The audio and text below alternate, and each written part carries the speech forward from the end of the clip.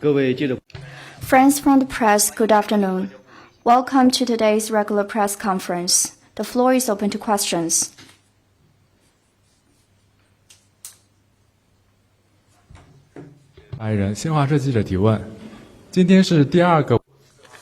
Today marks the second International Day for Dialogue Among Civilizations. We noticed that at the UN headquarters and in cities home to multiple UN entities, we noticed that a variety of events have been held.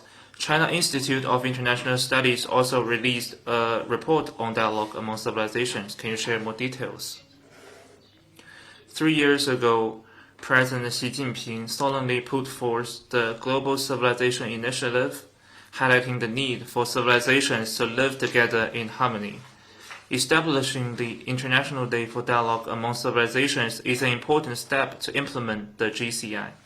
Today marks the second International Day for Dialogue Among Civilizations. As the initiator, China, together with the UN and other international organizations, held a variety of events across the globe. Member of the Political Bureau of the CPC Central Committee and the Minister of Foreign Affairs Wang Yi delivered a video address and proposed to facilitate a dialogue among civilizations from 4 aspects. First, champion mutual respect and promote harmonious coexistence of civilizations. Second, champion putting the people first and cement the foundation of exchanges among civilizations. Third, champion both heritage and innovation to drive the progress of civilization. Fourth, champion exchanges the mutual learning and improve mechanisms for dialogue among civilizations. President of Colombia Petro, UN Secretary General Antonio Guterres, high representatives from the United Nations Alliance of Civilizations, Moratinos, and heads of UN entities and other international organizations in cities including Geneva, Vienna, Nairobi, and Hague have voiced their support on the event and delivered remarks. Various parties have spoken highly of the significance of the GCI in the world and commended China's contribution to promoting dialogue among civilizations. They also call on the international community to strengthen solidarity and cooperation to promote peace and development through dialogue among civilizations. To further review and summarize China's experience, practices, and major achievements in facilitating global dialogue among civilizations, the China Institute of International Studies wrote a report, China's Actions for Promoting Global Civilization Dialogue, which systemically states China's concepts, policies, and practical achievements in promoting dialogue among civilizations, and also looks ahead to China's next steps in this regard. You're all welcome to follow that. Joint efforts from the international community are needed in promoting dialogue among civilizations. China will work all parties to take this opportunity to draw wisdom through dialogue among civilizations to tackle global difficulties and embrace more partners in this regard so as to build a community with a shared future for humanity together. Next one, please. 谢谢。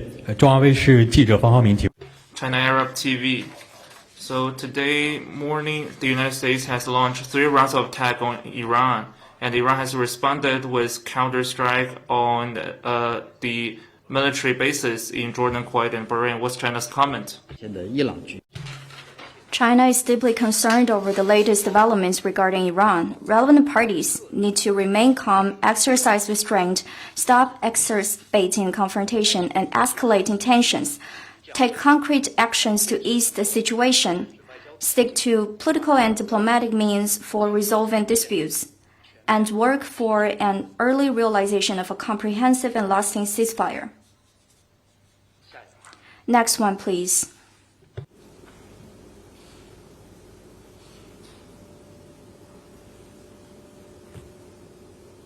谢谢发言人。香港中评社记者提问：据报道，9日日本自。According to reports, Japan's Liberal Democratic Party adopted a draft proposal on revising the country's 3 key security documents at its General Council yesterday. The draft, citing security situation in Japan's neighborhood, including China's military buildup and NATO's 3.5% GDP defense spending benchmark, highlights the need for significant increases in defense budget. It calls for boosting counter-strike capabilities, building a defense architecture capable of withstanding large-scale saturation attacks, introducing next-generation submarines fitted for long-range missiles, ensuring the credibility of the extended deterrence with the U.S. nuclear arsenal at the center, and securing the capability to sustain combat operations for at least a year, among others. The proposal expected to be submitted to Prime Minister Sanai Takaichi by the end of this month, was China's comment. The draft proposal adds to existing evidence that exposes some Japanese forces' attempts to seek remilitarization, break free from post-war norms, and accelerate military buildup. The international community, China included, is deeply concerned and vigilant about these developments. People with insights and anti-war groups in Japan have also expressed their concern and opposition in various forms. Japan's draft, by wantonly criticizing and smearing China's normal military activities and hyping up tensions surrounding Japan, the proposal seeks to deceive the Japanese public and the international community and justify the need to speed up remilitarization at home.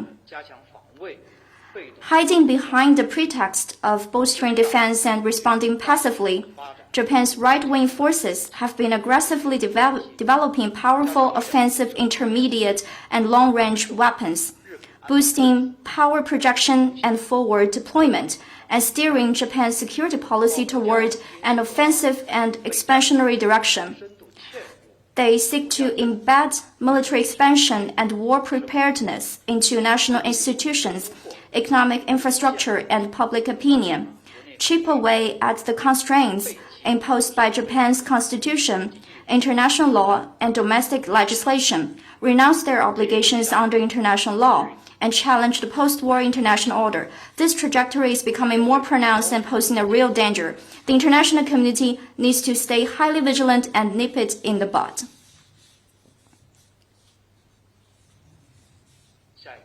Next one, please. Thank you. Question from RIA Novosti. EU Foreign Policy Chief Kaja Kallas said on Tuesday that a new package of anti-Russian sanctions may include measures against companies based in China, Turkey, India, and other countries. I wonder what's China's comment on this statement. Thank you. China has stated on multiple occasions that China opposes illicit unilateral sanctions that have no basis in international law or the authorization of the UN Security Council. We have lodged serious protests to the EU side on multiple occasions to urge the EU to correct the wrongdoing and withdraw the illicit unilateral sanctions. China will closely watch the developments and do what is necessary to firmly protect its legitimate rights and interests.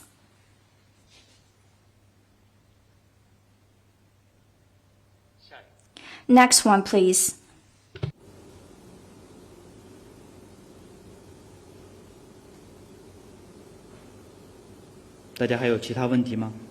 Any other questions? Then that's the end of today's regular press conference. Thank you.